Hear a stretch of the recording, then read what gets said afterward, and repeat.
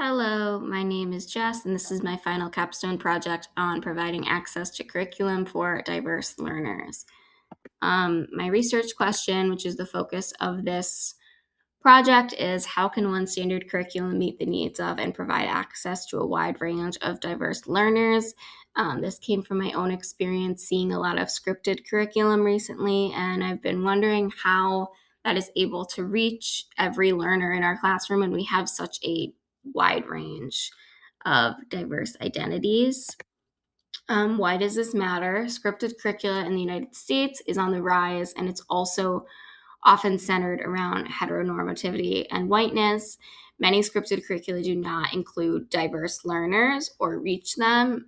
They also usually don't include a lot of different representation of different cultures, abilities, races, etc. And now, non white students represent more than half of the overall public school population, and that's only going to increase. So, of course, they should definitely be able to see themselves in what they are learning. Theme one that came from my lit review is about creating an anti bias curriculum. This is a mechanism to teach children in developmentally appropriate ways about anti bias topics and to take action against inequities. The first thing that an anti bias curriculum should include is opportunities for students to communicate with each other. This is great for students and being able to share their backgrounds, cultural experiences, and gain empathy with one another. It's also especially great for English language learners. Secondly, the universal design for learning, which I will get into more in the next slide, planning in advance for all of your students and their wide range of needs and supports. And lastly, you can include columns on the side of how to adapt scripted lessons. So, for example, maybe add on, have students act out this text with a partner. So these are the UDL guidelines, which I'm sure a lot of you are familiar with.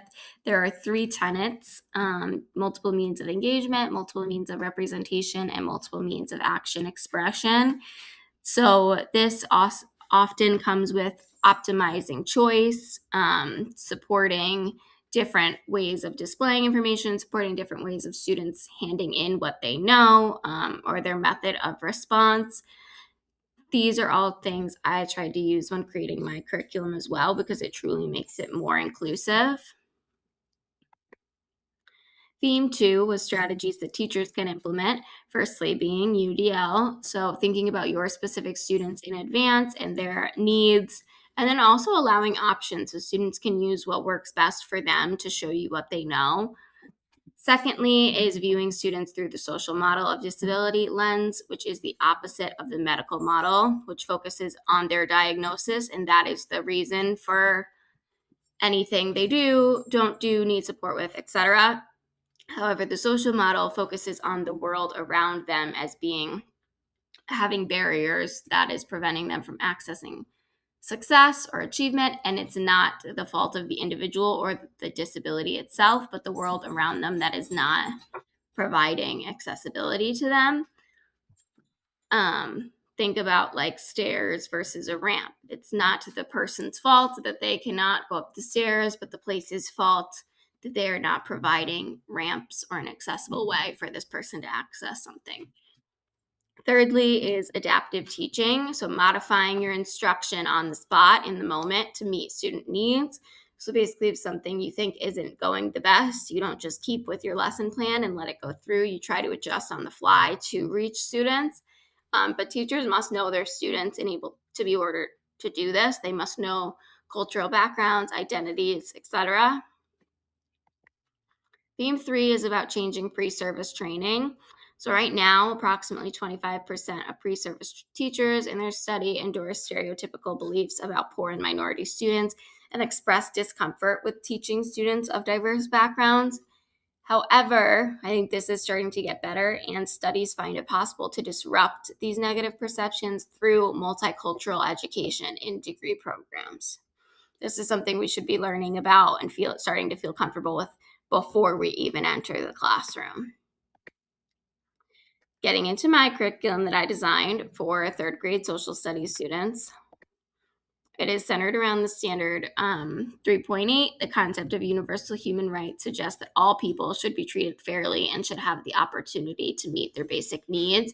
There are 3 minor standards under this standard, including knowing ways to show activism, how people's human rights have been denied in the past, etc., which you'll see further addressed.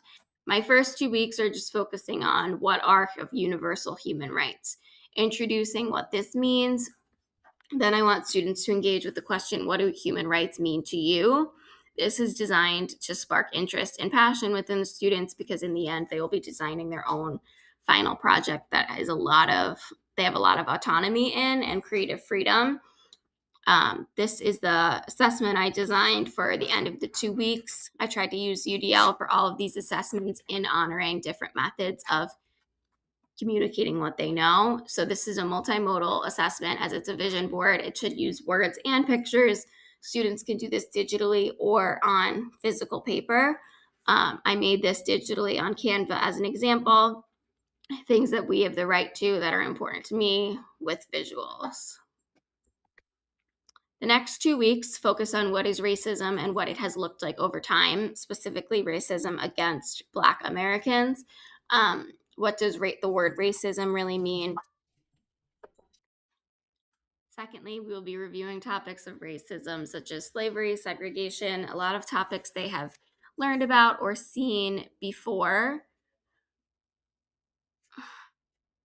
because through the use of children's books, things that I've taught them and things they've learned over the past couple of years, but we will be reviewing that as well as what racism looks like today, getting into microaggressions. We'll focus on some Black activists and leaders, begin to bring in that standard of what activism looks like, and then their assessment here will be creating their own digital or physical timeline, but they should use visuals and words as well. Weeks 5 and 6, what is patriarchy and how have women fought against it?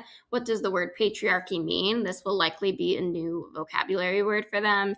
We'll analyze gender inequality throughout history, thinking about women's right to vote, wage gap, things like that. And does it still exist today? Our assessment will be for them to create a newspaper report. Similarly, another multimodal assessment where they should use some words and some visuals to be able to show us what they know. They could do this digitally or physically on this piece of paper, and it should have to do with patriarchy in America, women fighting for their rights, something like that. The next 2 weeks, we'll get into what are examples of other human rights violations and activists. Specifically, we should get students thinking more globally here because the standard doesn't just address the United States, but globally. So we're going to get into labor unions, disability rights, education rights, as well as some examples of global violations. Like I said, one specifically will be we're going to show Malala as an activist. This, I think, was a strong choice because Malala is closer in age to these students than a lot of other activists they'll see. So I'm hoping to spark some inspiration and positive thinking there. The assessment here is a small biography book report using some images and writing. It's more note-based writing, though, nothing super formal. And I have a lot of biography books on human rights leaders and social activists. So I'll put all of those out that students can choose from to create their own biography book report. Last 2 weeks before we get into research and final project for them is what are strategies used to promote social change, addressing that part of the standard. I want to emphasize with this, along with everything else, that this starts from people knowing their human rights. You can't activate for your rights if you don't know what rights you have. Methods we're going to look at are peaceful protests, civil disobedience, etc. All nonviolent methods are what we're going to be emphasizing. Their final assessment after these 2 weeks are going to be demonstrating this strategy by creating something that's showing an opinion of their own, what they would be an activist for or want to make social change for. They can make a poster, a flyer, a digital post if they want to try something like Canva, which we will go over in class. And here is an example. The last 2 weeks are designed for our final project. They will spend a lot of time researching, and they will have in-class time to work on this. So this will begin with a presentation by the librarian and myself about resources they should be using for research. We'll also compile a list of sources, websites that are appropriate. They will get to choose an activist of their choosing for any human right. They will create a multimodal final project, meaning it must combine 2 or more modalities like pictures and words. Some examples are a play, a video, a PowerPoint presentation like this, a skit, etc. Or if it's something physical too. The relevant human right that the person fought for needs to be discussed and researched, as well as the strategies that person used in their activism. We will be measuring the students' understanding of this unit and curriculum because, if coming back to my initial question of how can a curriculum meet a wide range of needs, I tried to utilize those strategies. So now is the time to see if it worked in a lot of my students being able to understand this curriculum and it means something to them, etc. So like I said, I use UDL a lot, especially for varying the modes of response, especially for that final project. They have a lot of freedom in showing what they know, however works best for them. Multimodality, student choice, autonomy, when I'm able to, I've used that a lot. And diverse sources we will be using, which I didn't get too much into, but any books, pictures, articles. I want a diverse range of sources in different people, different cultural backgrounds, etc. So I'll be looking at how did students do with this curriculum? Did they show an understanding? And what could I do differently next time? These are my references, and the template for this, as well as any of the animated clip art images, are from SlidesGo. Thank you.